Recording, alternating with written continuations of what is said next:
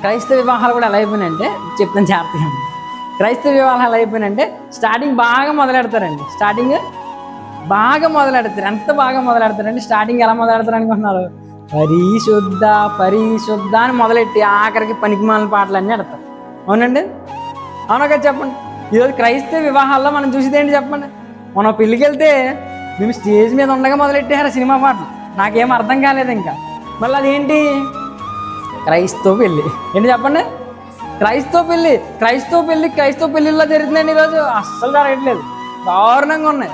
బయట వాళ్ళు చూసినప్పుడు ఇది క్రిస్టియన్ మ్యారేజ్ అన్నారు కదా, ఇలా చేస్తున్నారండి అన్నారు. తాగివాడు తాగుతాడు, ఎగిరివాడు ఎగురుతాడు, ఇంకా ఆడి స్టేజ్ మీద ఉన్నాడా, స్టేజ్ కింద ఉన్నాడా, పెళ్లి కొడుకు మీద పడుతున్నాడా, పెళ్లి కూతురు మీద పడుతున్నాడా తెలియకుండా పడతారు ఈరోజు మన వాళ్ళు. చాలా మంది ఉన్నారు పేరుకి క్రైస్తవులు మనలో, కానీ సరిగ్గా స్టాండ్ అయ్యి నిలబడేవారు ఎవరు కనబడట్లేదు.